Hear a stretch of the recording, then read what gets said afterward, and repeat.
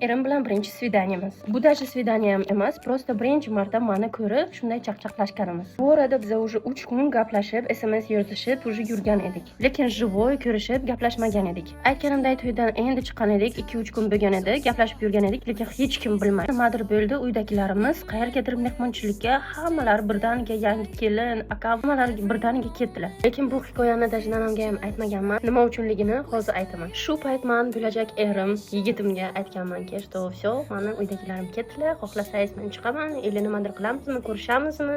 Keyin aytganlarki, hozir to'xta, men uyingga boraman, 5 minut sen bilan ozgina gapiramiz. Представить qilinglar, men o'zi qo'rqoq edim. Yo'q deyishga ham qo'rqdim, ha deyishga ham bilmay qoldim. Keyin keldilar. 5 minutdan keyin yugurib keldilar. Onamning uylarida ikkita eshik bor, bittasi orqa tomondan, bittasi oldin tomondan. Orqa tomondan keldilar. Чтобы hamsoyalar ko'rmasliklari uchun o'shani balkonga kirgizdim. Представить qilinglar, men 22-23 yoshdaman. 3 kunlik tanigan insonimni uyimga kirityapman.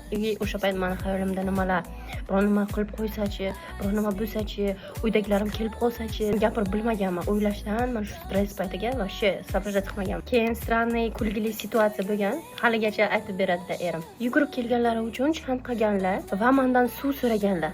Biz esa endi toza to'ydan chiqqanmiz. Uyimizga nima ko'p, napitka ko'p. Va men olganman, suvni o'rniga kola solib berganman. Kecha aytib beradilar. Men chanqab kelib suv so'rasam agar bu menga shirin kola suzib beryapti. Gaplashganmiz, takoy smishonniy, takoy kulib gapirganmiz. Ketishlari bilan ham meni uydagilarim kelib qolganlar. Lekin yana 10 minut o'tirardilar, toshdan uydagilarim kelib oldimga kelib ko'rishlaridan maqsad bu men ham o'shani ko'ray, meni ko'rsanlar, keyin shu bilan biza javobimizni aytaylik, yoqdikmi, yoqmadikmi. Chuqur mendan so'raganlariga, men senga yoqdimmi, men bilan uchrashib yurasanmi deganlariga men bitta narsa aytganman. Hozir uchrashib yurmasdan nima qilyapmiz deganman.